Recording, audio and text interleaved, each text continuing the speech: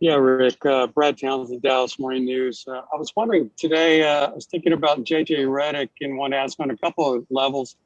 A, how's he doing physically?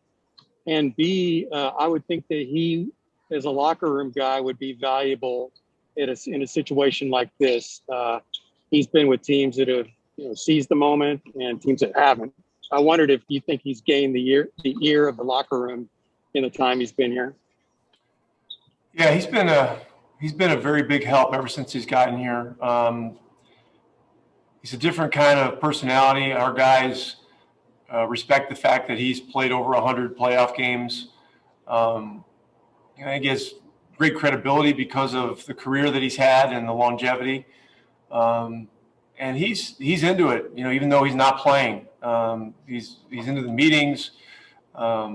During timeouts and in huddles, he's getting little bits of information to guys that he thinks is relevant. And he understands, that in this kind of situation, there's a lot of intensity, a lot going on. He has a good feel for, the kinds of things that guys need to hear in the heat of the moment. So, concerning the fact that he's unable to play, he is giving us some very positive things.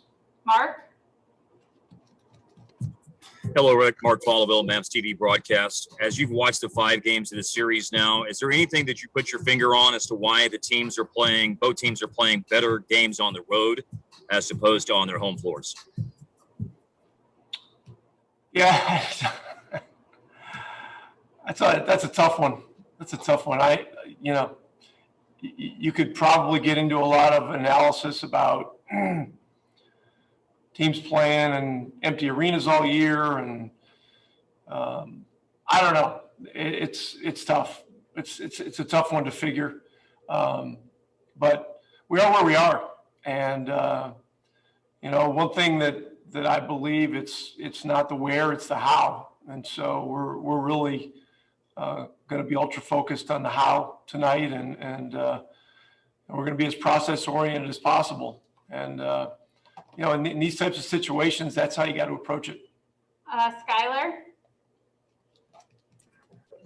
Skylar Dixon with the AP. Rick, along similar lines, is there anything to the idea that maybe you guys are a little bit more used to having a big crowd in the building again now that you've had it a couple of times? And is there anything that could be an advantage there?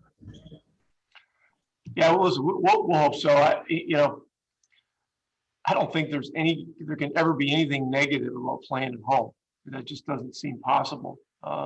We have great fans.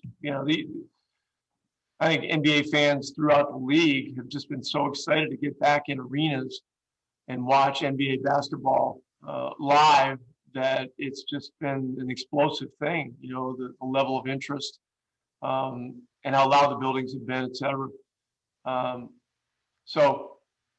This is it's an exciting time of year. I mean, that never changes.